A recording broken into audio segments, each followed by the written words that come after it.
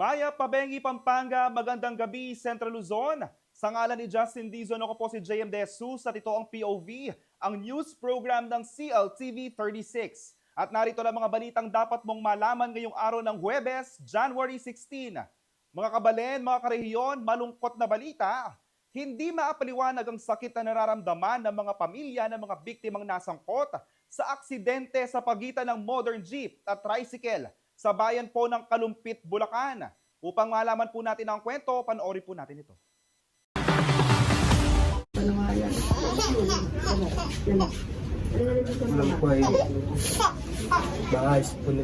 Tuwing umiiyak ang mga bata, madalas nilang hinahanap ang kanilang mga magulang, lalong-lalo na ang kanilang mga nanay. Pero sa pagkakataong ito, hindi na mapapatahan ni Angelica Esquera ang 1 taon na sanggol na aming nakilala sa Kalumpit, Bulacan nitong January 15, 2025. Isa si Angelica sa 2 kataong nasawi matapos salpukin ng isang modern jeep ang kanilang sinasakyan tricycle sa MacArthur Highway sa Barangay Iba Oeste ng nasabing bayan noong January 14.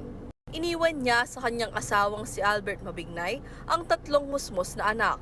Malungkot po, maluwa-luwa po. Dahil nga biglaan kawala ka. Masakit po. Si Violeta Reyes, ang nanay ng nasawing tricycle driver, nabigla sa nangyari sa 2 anak nito. Ani Aling Violeta, halos kakaalis lang ng anak niya para mamasada matapos mananghalian nang mabalitaan ang insidente. Masakit tanggapin dahil nga sa nangyari na yan, biglaan. Na hindi man lang namin nakausap, hindi man lang namin nadamayan.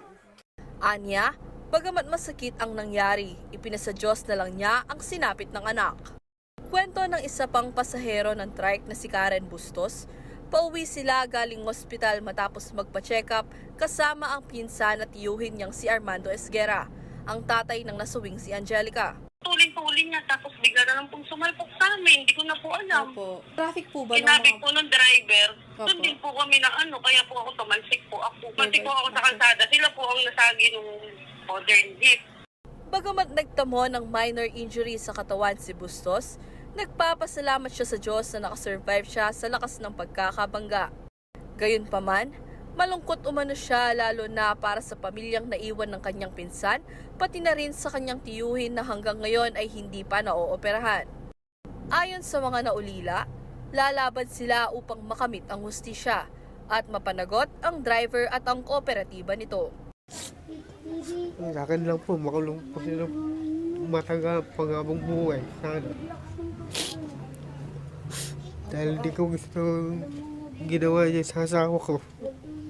Sasampo po kami ng reklamo. Pinalaban po namin kasi po kawawa naman po yung pinsan ko. Harapin naman nila yung kanilang nagawang kasalanan. At higit sa lahat, maging yung mga driver nila kailangan maging sila, maingat. Humingi na umano ng tulong ang mga pamilya ng biktima mula sa operator ng modern jeep na Carmex. Ngunit ayon sa mga naulila, iginiit ng co-op na hindi sila makapaglalabas ng malaking pera at idadaan na lang umano sa kanilang insurance ang mga kailangang bayaran. Sinubukan kunan ng panig ng CLTV 36 News ang Carmex, subalit tumanggi muna silang magbigay ng pahayag. Ashley Punzalan, CLTV 36 News. Mga karehiyon, mga kabalen, tayo po ay mag-ingat sa daan dahil ang ating susunod na balita ay sumalpok ang isang kotse sa ginagawang daan sa bahagi ng Jose Abad Santos Avenue sa bayan po ng Arayat, Pampanga madaling araw nitong araw ng January 16. Nasira ang bumper ng sasakyan batay sa mga larawan na kuha mula sa insidente. Ayon sa Arayat Municipal Police Station, self-accident ang nangyari matapos hindi raw mapansin ng driver ang mga signage sa ginagawang daan. Nilinaw naman ng Arayat Municipal Disaster Risk Reduction and Management Office o MDRMO na may mga barangay tanod na may sinubukang pumigil sa sasakyan na dumaan sa nakasarang bahagi ng kalsada, ngunit pilit pa rin umanong diniretso ng driver ang kanyang sasakyan. Naalis na ang kotse kaninang 7:30 a.m. sa pangunguna ng MDRMO at wala namang naiulat na nasaktan. Una nang naglabas ang abiso ang Arayat LGU sa kanilang Facebook noong January 6 tungkol sa ginagawang daan.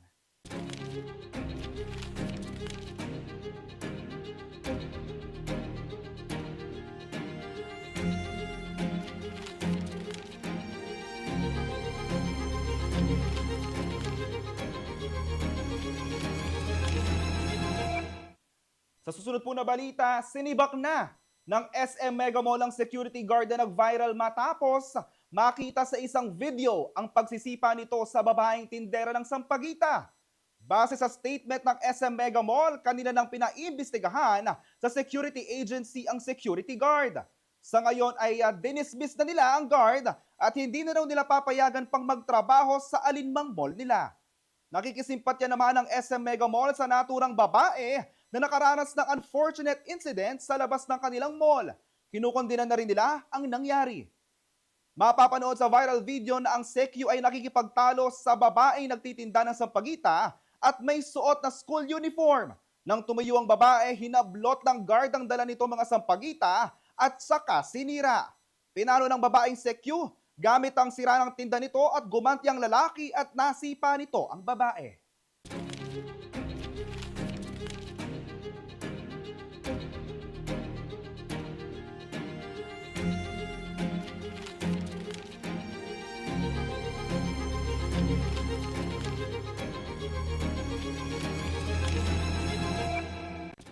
PO viewers, huwag po kayong umalis dahil ihahatid pa namin ang mga balitang dapat niyong malaman ngayong araw, January 16.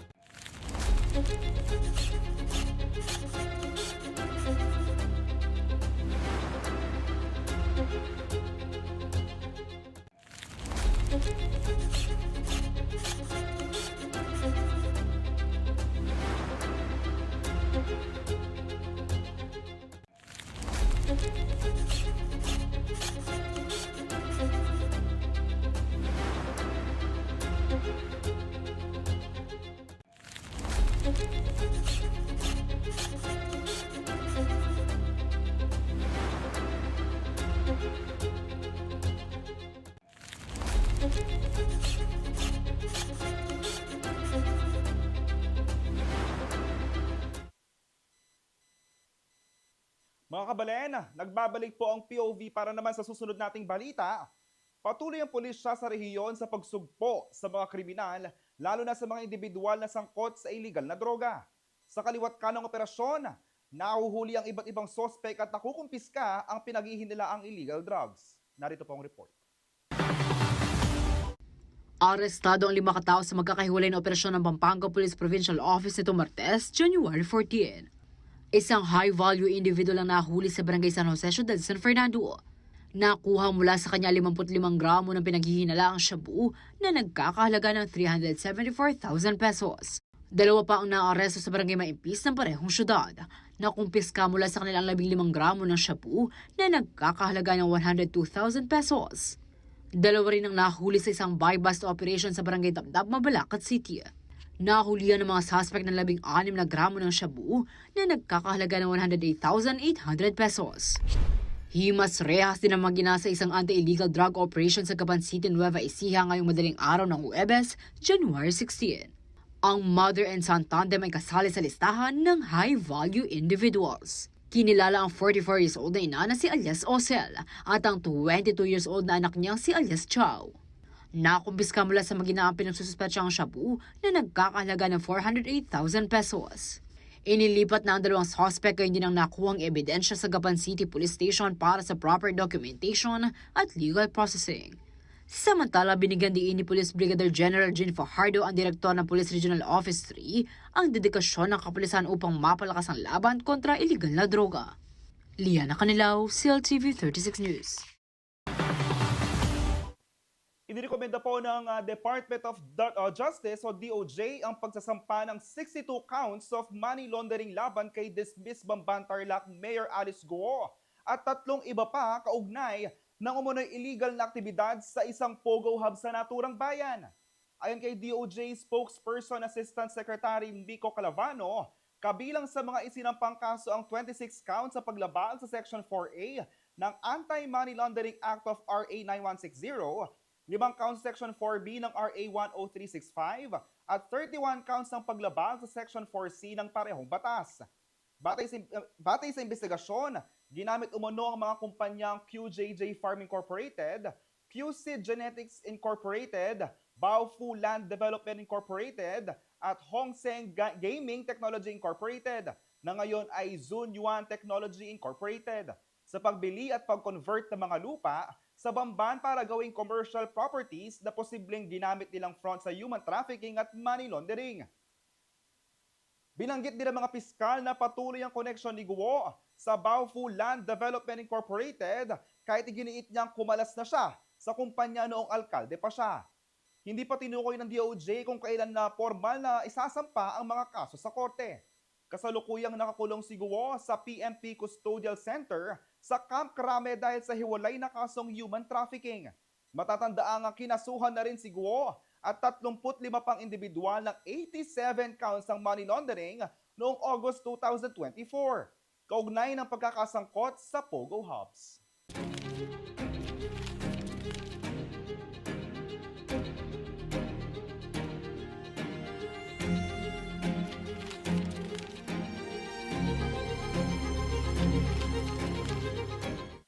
Mga kabalen at takariyon, sa susunod na balita, ramdam ng ilan sa ating mga kababayan ng pagtaas ng bilihin lalo na nitong December 2024.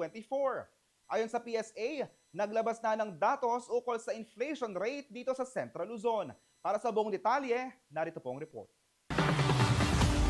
Bagamat medyo bumagal ang inflation rate o ang pagtaas ng presyo ng mga bilihin noong mga nakaraang buwan ng 2024, nagkaroon naman ito ng pagtaas pagpatak ng Disyembre. Ayon sa Philippine Statistics Authority Region 3, naitala ang 3.2% inflation sa Central Luzon. Bahagyang nagtaas ito mula sa 3% nito noong Nobyembre ng nakaraang taon. Nitong Disyembre 2024, ang inflation para sa bottom 30% income households ay nagtala ng mas mabilis na pagtaas ng presyo sa antas na 3.2%. Ang bottom income households ay tumutukoy sa mga sambahayan o pamilya na kabilang sa may pinakamababang 30% na mga kita sa Central Luzon. Sa madaling salita, ang mga mamamayan sa grupong ito ay may pinakamababang kinikita kumpara sa iba. Patunay ang ilan sa ating mga kababayan sa mabigat na epekto ng mabilis na pagtaas ng mga bilihin. Talagang ilang buwan namin tinitiis yung hirap ang buhay. Umpisa po nung August, medyo mahirap na po yung lalo na po yung mga bills, mataas po. Mga manok, baboy, lalo na po yung gulay. Binabudget lang naman po kung ano yung makakasya sa budget. Ayon sa PSA, nakaapekto sa inflation rate ang mabilis na pagtaas ng presyo ng ilan sa mga commodity groups. Kabilang sa mga ito ay ang transportation at food and non-alcoholic beverages. Transport na may 1.0% inflation at 60.7% share sa pagtaas ng antas ng inflation. Food and non-alcoholic beverage na may 3.2% inflation at may 39.3% share. Samantala, ang Pampanga naman ang may pinakamataas na inflation rate sa buong Central Luzon na 4.8%. Habang ang Angeles City rin ang may pinakamabilis na inflation rate sa mga highly urbanized cities sa rehiyon na may 4.2%. Bahagyang mas mataas ito mula sa 4% noong November 2024.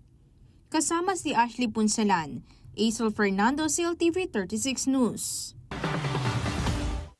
Huwag po kayong aalis dahil magbabalik ang POV dito lamang sa CLTV 36.